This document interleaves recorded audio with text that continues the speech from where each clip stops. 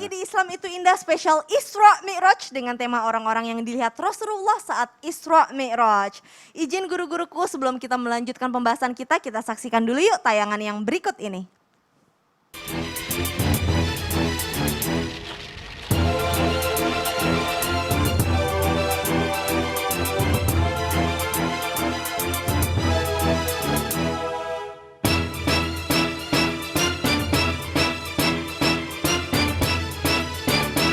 Masyito, kalau kau memang sayang pada jiwamu, menyerahlah, sembahlah aku, Fir'aun, yang memberi cahaya terang pada alam semesta dan dapat memberi pengampunanmu.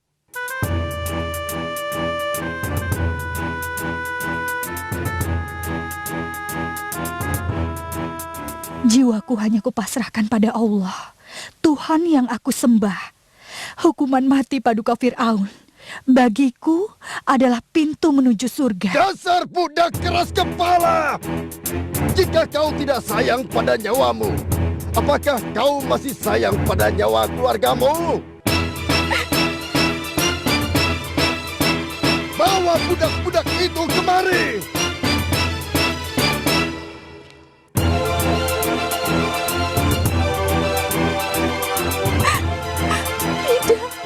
Ampuni aku ya Allah. La haula wala quwata illa billahil aliyil azim. Masya Allah, saya sebagai wanita jadi malu nih keimanan saya dibandingkan dengan Siti Maisito. Itu jadi dibandingkan ya Allah kayaknya nggak ada apa-apanya deh. Aku mau nanya sekarang sama Ustadz Syam. Ustadz Syam, benar nggak sih ketika baginda Rasul itu mengadakan perjalanan Isra Mi'raj melihat atau mencium wangi kuburan yang wangi sekali, Masya Allah wanginya itu sampai tercium oleh penduduk langit. Aku juga mau Ustadz Syam kayak gitu, gimana caranya? Itu kuburannya siapa? Mohon tausiahnya. Ya Rabbi, baik bismillahirrahmanirrahim. Tabaik guruku, Ayahanda Habib Nabil, Ustadz Maulana, Kak Caca dan seluruh jamaah yang dimuliakan Allah Subhanahu wa taala. Kalau dari segmen 1, segmen 2 kita bahas yang ngeri-ngeri. Ya, ngeri-ngeri sedap bukan berarti kita menjauhinya, tapi justru menjadi lampu hati-hati supaya kita tidak masuk ke dalamnya. Kalau sekarang kita bahas yang indah-indah yang dilihat oleh baginda Nabi Shallallahu Alaihi Wasallam, mudah-mudahan jamaah masih stay nih, jamaah masih menyaksikan Islam itu indah supaya kita bisa mencontoh apa yang dilakukan orang ini sehingga baginda Nabi Shallallahu Alaihi Wasallam mencium wangi daripada kuburannya. Pada malam diisrakan, aku mencium aroma yang sangat wangi, kata baginda Nabi SAW. Aku tanyakan kepada Jibril, Jibril wangi apakah ini? Lalu Jibril alaihissalam menjawab, ini wangi kuburan Masyitah, putri dan suaminya. Hadis riwayat At-Tabrani. Masya Allah, dalam riwayat tersebut digambarkan sosok nama. Siapa itu? Siti Masyitah. Bukan hanya dianya, tapi ikut suaminya, ikut pula anaknya. Subhanallah. Jadi pada saat Masyitah itu adalah tukang rias, ya, tukang sisirnya putri Fir'aun. Jadi ketika disisir putrinya Fir'aun, ketika disisir ternyata nggak sengaja terucap dari lisannya Bismillah, Bismillah. Terdengar oleh putrinya Fir'aun lalu mengadukan kepada ayahnya. Apa itu Bismillah? Dengan nama Allah. Siapa itu Allah? Apa itu Allah? Maka pada saat itulah ketahuan bahwa Masyitah ternyata menyembah Allah Subhanahu wa ta'ala. Lalu seperti yang kita lihat di animasi tadi, ini bagus sekali untuk pelajaran untuk anak-anak kita, untuk adik-adik kita. Ketika mau dilemparkan, Masyitah kuat. Tapi ternyata yang dilemparkan duluan bukan Masyitahnya, tapi yang dilemparkan duluan adalah keluarganya, termasuk bayinya yang kecil. Wallahu a'lam umur berapa bayinya, namun dalam riwayat disebutkan bayi ini belum usia bicara sebenarnya, akan tetapi pada saat dia mau dilemparkan, lalu bayi ini berbicara kepada ibundanya, ibu, teguhkan keimananmu, kuatkan keimananmu kepada Allah Subhanahu wa taala, jangan kau goyah. Dan itu yang menguatkan hati seorang ibu ketika mendengar kata-kata daripada anaknya. Masya Allah. Jadi kita sebagai anak juga sangat bisa untuk membantu ibunda kita untuk berhijrah. Sangat bisa untuk membantu ayahanda kita untuk berubah. Jangan menyerah untuk berdakwah kepada mereka. Jangan pernah judge mereka lebih buruk daripada kita. Kita terus mengajaknya dari hati ke hati, dari seorang anak kepada orang tuanya. Jamaah yang dimuliakan Allah Subhanahu wa taala. Pelajaran apa yang kita ambil daripada wanginya kubur daripada Siti Masyitah ini? Pelajarannya adalah dahulu orang mau beriman kepada Allah itu sampai dimasukkan ke tungku yang mendidih air di dalamnya. Seperti Siti Masyitah supaya menjaga keimanannya. Sekarang ada nggak orang sholat itu kalau lagi sholat mau dibakar? Nggak ada. Ada nggak sekarang jangan ke masjid, barang siapa yang ke masjid akan ditembak kakinya? Tidak ada. Atau jangan melaksanakan puasa Ramadan. Yang melaksanakan puasa Ramadan akan dimasukkan ke dalam tungku api. Akan dimasukkan di dalam yang namanya penggorengan. Akan disiksa ketika dia beribadah. Ada enggak sekarang yang menghalangi kita beribadah kepada Allah Subhanahu wa Ta'ala sesuatu yang menyiksa? Tidak ada. Yang menghalangi keimanan kita sekarang handphone. Yang menghalangi keimanan kita sekarang itu game online, teman-teman sekalian. Yang menghalangi keimanan kita sekarang itu adalah hiburan dunia yang membuat kita tidak beriman kepada Allah Subhanahu wa Ta'ala. Idola-idola teman-teman. Saya nggak pernah ngelarang teman-teman untuk mengidolakan artis misalnya. Teman-teman untuk mengidolakan artis luar negeri. Nggak pernah menghalangi itu. Teman-teman punya idola, teman-teman punya yang disukai dan dicintai, silahkan. Tapi jangan sampai membuat keimanan kita runtuh. Membuat kita lebih mencintainya daripada mencintai Allah Subhanahu wa Ta'ala. Wallahu a'lam. Masya Allah, la haula wala quwata illa billahil aliyil azim. Itu artinya keteguhan iman kita, insya Allah yang dilihat oleh Allah.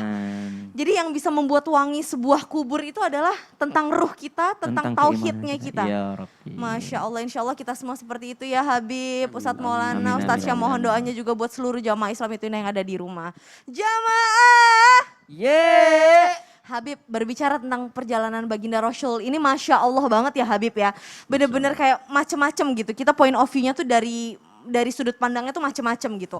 Ada yang berbicara katanya ketika baginda Rasul melakukan perjalanan ini melihat ada sekelompok orang yang memiliki pakaian atau memakai pakaian warnanya putih bersih sekali seperti awan, seperti kertas yang putih bersih. Tapi ada sekelompok golongan orang yang warnanya abu-abu. Apa sih maknanya? Kenapa kok orang sampai digolong-golongkan pakaiannya gini? Apa itu maknanya Habib? Mohon tausiahnya. Baik, izin Ustadz Maulana, Ustadz Syam, Ustazah juga. Hadirin wal hadirat yang dimuliakan oleh Allah Subhanahu wa Ta'ala. Di dalam satu hadis dikatakan ketika Isra wal Mi'raj maka Rasul melihat orang-orang ada dua kelompok manusia. Yang pertama dikatakan menggunakan tiabun syadidu bayadan minal qirtas, ya. Jadi orang-orang yang menggunakan pakaian yang putih sekali gitu ya, terbuat dari kertas. Kemudian yang satu lagi menggunakan tiabun ramadun, ya, pakaian yang warnanya abu-abu. Lalu kemudian Rasulullah SAW bertanya kepada malaikat Jibril, wahai Jibril itu kenapa ada yang putih, ada yang abu-abu. Lalu kata Sayyidina Jibril alaihissalam, yang pakaian abu-abu itu adalah khalatu amalan salihan wa akhar sayyi'a. Yaitu orang-orang yang suka mencampur adukan amal soleh dengan amal yang tidak baik. Sehingga pakaiannya pun juga bercampur, tidak putih lagi. Hadirin wal hadirat yang dimuliakan Allah, pada masa sekarang ini sudah banyak orang-orang yang menganggap remeh satu perbuatan yang padahal perbuatan itu termasuk perbuatan syubhat. Ya. Apa itu syubhat? Syubhat itu baina al-halal wal haram. Dalam hadis sahih yang diriwayatkan oleh Imam Bukhari wa Muslim, Nabi Muhammad SAW menyebutkan, kata beliau, innal halal bayyin wa innal haram bayyin. Ya. Sesungguhnya kata beliau yang namanya halal itu sudah jelas. Dalilnya sudah jelas. Dalam Quran sudah jelas. Dalam sunnah sudah jelas. Wa innal haram bayyin. Juga yang haram itu juga sudah jelas. Semuanya dijelaskan. Kemudian kata baginda Rasul SAW, bainahuma umurun mushtabihat la ya'lamuhunna katsirun minan nas, ya. Di antara keduanya itu ada yang syubhat, ya. Mayoritas orang enggak tahu ini sebenarnya termasuk yang mana. Kata baginda Rasul SAW menasihati orang-orang, yaitu kita semua sampai akhir zaman nanti, anak-anakku sekalian yang saya cintai karena Allah, ya. Kata baginda Rasul SAW, famanittaqash syubuhat, ya, faqad istabra'a lidinihi wa irdihi. Barang siapa yang berhati-hati supaya jangan sampai dia jatuh ke dalam yang syubhat, maka dia sudah menjaga agamanya juga kehormatannya. Wa man waqa'a fi syubhat waqa'a fil haram karra'i yar'a haulal hima. Dan barang siapa yang suka untuk berada di dalam tempat yang syubhat itu, maka dia sudah masuk ke dalam yang haram seperti seorang penggembala yang membawa gembalaannya dekat kepada tanah larangan Dia tidak tahu apa itu sudah masuk ke tanah larangan gembalaannya atau tidak. Maka kata baginda Rasul sallallahu alaihi wasallam, takutlah bahwa sesungguhnya inna likulli malakin hima. Setiap raja itu ada tanah larangan. Wa inna himallah maharimuhu. Dan apa yang merupakan tanah larangan Allah adalah apa yang diharamkan oleh Allah. Ala wa inna fil jasadi mudghah idza salahat salahal jasadu kulluhu wa idza fasadat fasadal jasadu kulluhu ala wahyal qalb. Rawahul Bukhari wa Muslim. Ingat, setiap manusia itu ada segumpal daging di dalam dirinya. Kalau itu dia baik, maka jadi baik seluruh tubuhnya. Kalau misalnya itu buruk, jadi buruk seluruh tubuhnya. Itulah hati. Nah hadirin wal hadirat, kita mulai dari hati kita. Jangan biasakan kita nyerempet-nyerempet. Ya, dalam kehidupan kita, apa-apa. Dalam makanan misalnya. Tuh ya. Pokoknya makan aja yang penting enak. Gitu kan. Nah sekarang itu, apalagi sekarang sudah ada halal jelas. Ya, Majelis Ulama mengeluarkan halal. Tinggal kita lihat ada halalnya apa enggak. Ya. Sama-sama enak, tapi kemudian kita masuk neraka. Mudah-mudahan Allah menjauhkan kita dari yang syubhat dan juga yang haram. Amin ya Allah. Amin amin ya Allah ya Rabbal Alamin. Ini khususnya buat kita para orang tua, PR untuk kasih makan anak ya Habib ya. Betul sekali. Karena kalau Ustazah. dulu kan Ustadz Syam bilang kita mau sholat dilarang, mau puasa dilarang, mau sedekah ketahuan bertauhid kepada Allah dilarang gitu kan. Kalau sekarang perangnya nggak kayak gitu, tapi perangnya adalah dengan memberi makan anak-anak dengan sesuatu yang nggak halal, yang haram. Betul. Jadi anaknya jadi susah dikasih tahu. Betul Begitu Habib. sekali, Ustazah, Masya Allah, betul. la haula wala quwata Tepat. illa billah. Semoga anak-anak kita, anak cucu keturunan kita selalu dalam perlindungan Allah Subhanahu wa taala. Amin. Habib, Ustadz Syam, Ustadz Maulana, ini ada video nih tentang kalau ngasih uang ke istri itu jangan ditanya Ustadz habis itu kemana. Setuju. Setuju? Ah, kita lihat dulu ya tayangannya. Ini dia. Yang minta duit lagi dong, yang kemarin udah habis. Loh, habis? Boros banget sih. Kamu beli apa aja uang yang aku kasih? Hah? Uang yang kamu kasih.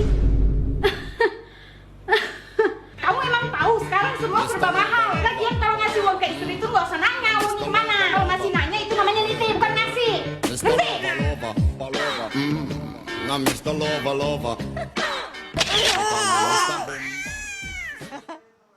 Nah, Ustadz Maulana, Iya. berbicara tentang tadi yang keputus sebelum iklan, itu maksudnya ada wanita yang begitu sedih keadaannya ketika baginda Rasul sedang melakukan perjalanan Isra Mi'raj, itu ada hubungannya nggak dengan video yang barusan kita lihat? Sangat ada. Mohon tausiahnya. Iya, izin Habib, izin Sasam. Bismillahirrahmanirrahim. Jamaah. Yeay. Saya langsung praktek saja. Ternyata ada pembelajaran dalam peristiwa Isra Mi'raj, bahkan sampai Rasulullah SAW sepulang dari Isra Mi'raj, dalam satu riwayat dikatakan Nabi duduk termenung sambil menangis sehingga ditanya oleh putrinya Sayyidatina Fatimah, bertanya, kenapa ya Abah? Kenapa ya Rasul? Apa kata Nabi? Saya bersedih karena ternyata aku melihat neraka. Belum pernah sama sekali dilihat pemandangan seperti itu. Aku melihat mayoritas penghuninya adalah para wanita. Aduh, kenapa bisa? Kenapa bisa banyak di neraka wanita? Kenapa? Disebabkan kekufurannya kepada suaminya. Maksudnya kekufuran apa? Tidak melihat kebaikan suaminya. Menutup, tidak melihat kebaikan suaminya. Kata Nabi, aku sama sekali belum pernah melihat kebaikanmu. Itu dicontohkan kata-kata itu oleh Nabi. Ini hati-hati. Penyebab banyak wanita neraka karena ada tiga. Ada tiga. Yang pertama, karena suka menunda-nunda sholat. Udah bersih belum mau sholat. Gara-gara tidak ada sampo. Itu aja. Menunda-nunda, nanti aja. Yang kedua karena tidak menutup auratnya. Dan yang ketiga adalah menyakiti hati suaminya dengan lidahnya. Nih, selendang aja. Ya Allah, handphone mau diambil, tas mau diambil. Itu ada. Maaf ya. Jadi gini, yang pertama gara-gara apa? Menunda-nunda salat. Yang kedua, tidak menutup auratnya. Maaf, menutup bukan membungkus. Saya selalu Saya bantuin pegang nih. Ya, ini namanya apa? Nggak tahu itu Ini apa. namanya menutup. Yang dianjurkan oleh Islam adalah menutup aurat, bukan membungkus aurat. Kata membungkus itu berarti kelihatan bentukannya. Kira-kira ini apa? Maksudnya pakai baju ketat-ketat, bentuk tubuhnya masih kelihatan gitu. Orang pasti tahu, oh itu mic. Karena kelihatan bentukannya. Jadi, kita tidak tahu isinya apa. Maka ingat ya, tidak boleh, coba. Kurang kainnya, sehingga mohon maaf kelihatan warna kulit. Atau terlalu tipis. Tidak, Udah ya. Udah aman. Saya senang merasa terhormat jadi asisten Ustadz Maulana. Tuh merasa terhormat. Waduh, jemaah. Yeay. Tidak boleh terlalu tipis karena kelihatan warna kulit. Tidak boleh terlalu pendek sampai kelihatan auratnya. Dan tidak boleh terlalu ketat. Maka sekarang saya mau ingatkan pada suami. Buat suami-suami dimanapun berada. Kita sebagai suami termasuk suami baru. Kenapa? Kepada semua suami saya kasih catatan. Nafkahi istri sehingga istri itu tidak menjadi kupur. Dengan cara memberikan kepuasan, kebutuhannya. Kemudian didiklah istri supaya dia tidak melawan suami. Tidak ada wanita salah. Yang salah itu disebabkan oleh suami yang tidak pintar mendidik istri. Dan ku ampusakum wa ahlikum nar. Jagalah diri dan keluarga dari api neraka. Ustadz Maulana, tadi benar banget yang Ustadz Maulana bilang. Suami-suami di luar sana itu harus, apa tadi Ustadz bilang? Menjaga diri dan keluarga. Dan juga mendidik istri. Mendidik istri. Karena bahasa cinta setiap orang itu beda Ustadz. Ada yang suka istri misalkan dibelai, tapi gak suka pakai omongan. Ada istri yang sukanya pakai omongan, sayang aku cinta sama kamu, tapi gak suka dipegang-pegang. Kalau Pak Bupati, golongan... Itu rahasia dapur Ustadz. Jadi intinya adalah harus bisa mencintai sesuai dengan bahasa cintanya. Bahasa cinta masing-masing. Jadi namanya istri dan suami itu bisa jadi lebih tenang dan merasa tercukupi lahir dan batin. Masya Allah, saya udah dapat nasihat pernikahan nih. Iya. Ini kan berdasarkan pengalaman. Betul. Ini panjang pokoknya kalau udah ngomongin itu panjang, seru banget Ustadz. Ustadz Habib, Afwan, ini ada video juga nih yang sama-sama kita mau saksikan dulu ya, sama-sama ini dia. Syederalun, beberapa toko yang menyediakan makanan dan minuman di halaman Masjidil Haram menawarkan jasa bersedekah bagi para jamaah umroh dan haji. Hanya dengan uang sebesar 100 rial Saudi, sekitar Rp365.000, seorang penderma diberikan kesempatan untuk membagi-bagikan makanan kepada 40 orang fakir, miskin, dan musafir. Mereka mengantri di depan restoran.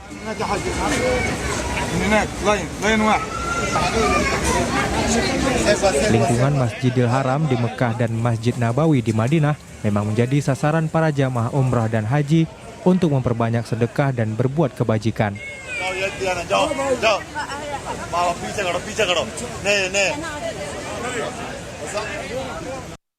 Masya Allah, rindu Mekah, rasanya pengen kesana ya. Amin, insya Allah. Apalagi Ramadan di Mekah enak banget. ya Allah. Puasa di Mekah enak banget. Rindu banget. Ustadz Syam, bener gak katanya baginda Rasul itu pernah melihat orang yang belum selesai menanam, baru ditanam udah mendapatkan buahnya. Baru menanam udah mendapatkan buahnya. Ini Ya orang ini tuh Rabbi. apa yang dilakukan di dunia Ustadz sampai Ya Rabbi. sampai bisa seperti itu. Dan Insya kalau Allah. memang orang ini suka bersedekah di tanah suci, sekarang kan kita nggak punya kesempatan bersedekah di tanah suci, apa yang harus kita lakukan? Baik, bismillahirrahmanirrahim. Tabe guruku Habib Nabil, Ustadz Maulana, Kak Caca yang dimuliakan Allah Subhanahu wa taala, serta jamaah yang dimuliakan Allah Subhanahu wa taala. Betapa rindunya kalau melihat suasana seperti tadi. Kalau mau nonton yang seperti ini ke Tower Zamzam, di atas ada restoran, sebelah kiri outdoor. Jadi lihat ke bawah itu banyak restoran yang kasih gratis ke ke jamaah. Saya tahu itu karena saya pernah gabung sama mahasiswa Ustadz. Berarti Ustaz ikut juga ke sana. Mau nonton dulu awalnya, kayaknya seru ya. Akhirnya kita ya udah turun yuk. Turun buat nyobain itu sama teman-teman mahasiswa yang ada di Madinah dan yang ada di Mekah, Masya Allah. Dan itu suasana yang tidak akan pernah tergantikan dan tidak ada di tempat yang lainnya. Orang-orang pada berlomba untuk memberi, bukan berlomba untuk menerima. Lalu baginda Nabi SAW dipertontonkan lagi episode selanjutnya, yakni golongan orang yang terus memanen tanamannya padahal ya baru nanam. Jadi capek panennya itu. Baru tanam, manen lagi. Baru tanam, manen lagi. Subhanallah. Kemudian setelah dipanen tanaman tersebut tumbuh kembali. Dan itu terjadi terus menerus. Sehingga hasil panen mereka melimpah ruah. Dan mereka adalah orang-orang yang menyedekahkan hartanya di jalan Allah Subhanahu wa taala dan Allah menggantikan segala yang diinfakkannya. Masya Allah, jazakallah khair Ustadz Syam. Insya Allah jadi semangat kita untuk bersedekah Semangat, lagi. insya Abis Allah. ini langsung buka lemari itu banyak baju-baju numpuk daripada nggak kepake dimintain pertanggungjawabannya di akhir zaman Iya, nanti. jadi nggak harus di Masjidil Haram ya. Jamaah Islam itu indah, setelah ini kita akan ada doa bersama dan juga jamaah masih punya kesempatan untuk bertanya kepada guru-guru kita. Langsung aja komen di sosial media kita, insya Allah nanti kita pilih dan akan dijawab oleh guru-guru kita. Jadi jangan kemana-mana, tetap di Islam itu indah. Jamaah! Yeah. Oh jamaah! Yeah.